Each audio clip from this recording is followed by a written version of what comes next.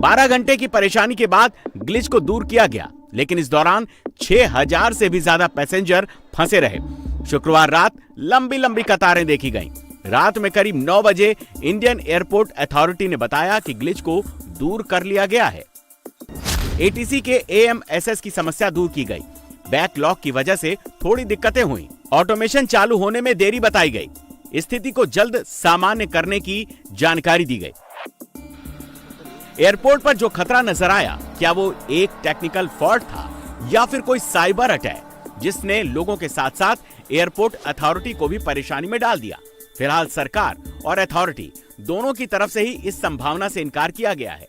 दिल्ली की तरह ही मुंबई में भी ऐसे ही खतरे की एडवाइजरी जारी की गई, जिसे 1 घंटे के अंदर रिवोक करके वापस ले लिया गया। दिल्ली इंटरनेशनल हवाई अड्डे पर कल एक एडवाइजरी इशू की गई थी, जिसमें बताया गया था कि ऑटोमेटिक मैसेजिंग स्विचिंग सिस्टम में तकनीकी खराबी की वजह से कई फ्लाइट्स डिले हुई। इस एडवाइजरी के बाद मुंबई एयरपोर्ट पर भी ठीक उसी प्रकार की एडवाइजरी इशू की गई, जिसे आनन फानन में इशू करने के लगभग 1 घंटे के अंदर ही विड्रॉ कर लिया गया।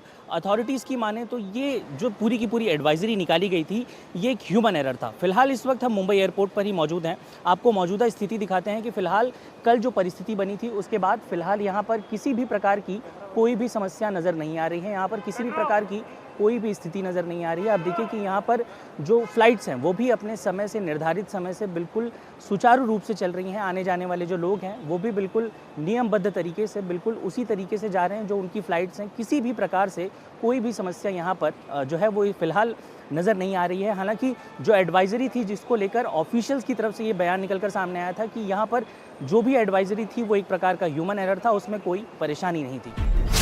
6 नवंबर को 683 फ्लाइट्स डिले हुई। 7 नवंबर को 1007 फ्लाइट्स डिले हुई। 8 नवंबर को 155 फ्लाइट्स डिले रही। एयरपोर्ट अथॉरिटी ने बताया कि 8 नवंबर को टेक्निकल परेशानी दूर करने के बाद ऑपरेशन में थोड़ी परेशानी रही। एयरपोर्ट पर डिपार्चर के लिए एवरेज डिले टाइम 23 मिनट का रहा और अराइवल के लिए एवरेज डिले टाइम सिर्फ 5 मिनट का रहा।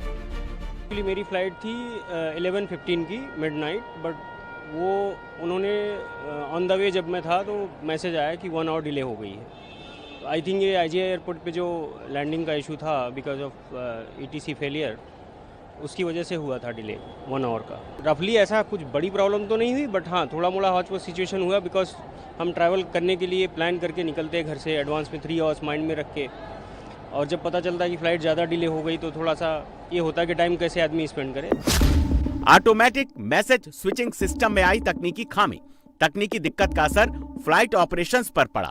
IP बेस्ड AMSS सिस्टम में गड़बड़ी पाई गई थी, जिसके बाद फ्लाइट प्लान मैसेजेस की प्रोसेसिंग में देरी हुई। सारा काम मैनुअल सिस्टम पर डालना पड़ा।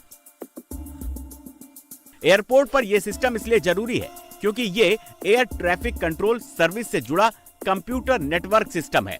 AMSS के जरिए हजारों टेक्स्ट बेस्ड मैसेज हर दिन पायलट, ग्राउंड स्टाफ और एयरपोर्ट्स तक रियल टाइम में भेजे जाते हैं। इससे पता चलता है कि हर फ्लाइट का पूरा रूट क्या है, ऊंचाई, फ्यूल, सब जानकारी।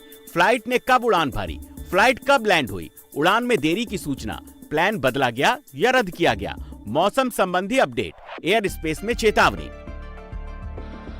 एयरलाइन या पायलट जो फ्लाइट प्लान डालते हैं, AMSS उस डेटा को चेक करके सही जगह पहुंचाता है। अगर रूट या मौसम बदलता है तो सिस्टम तुरंत सभी को अपडेट भेजता है। ये पूरे एयर ट्रैफिक रूट को सिंक करता है। अब इसी सिस्टम के फेल होने से ऑटोमेटिक मैसेज बंद हो गया, जिससे ATC का काम का बोझ बढ़ गया। मैनुअल सिस्टम से टेक ऑफ और लैंडिंग में देरी हुई, जिससे एयरपोर्ट पर भीड़ बढ़ने लगी। बहरहाल अब दिल्ली समेत देश के तमाम एयरपोर्ट पर ट्रैफिक सुचारू कर लिया गया है। लेकिन ये गड़बड़ी क्यों आई? क्या इसके लिए कोई चेतावनी पहले से जारी की गई थी जिसे अनदेखा किया गया? आगे ऐसी खामी से निपटने के लिए अथॉरिटी अब क्या कदम उठाएगी जिससे पैसेंजर्स को दिक्कत का सामना न करना पड़े, ये देखने वाली बात होगी।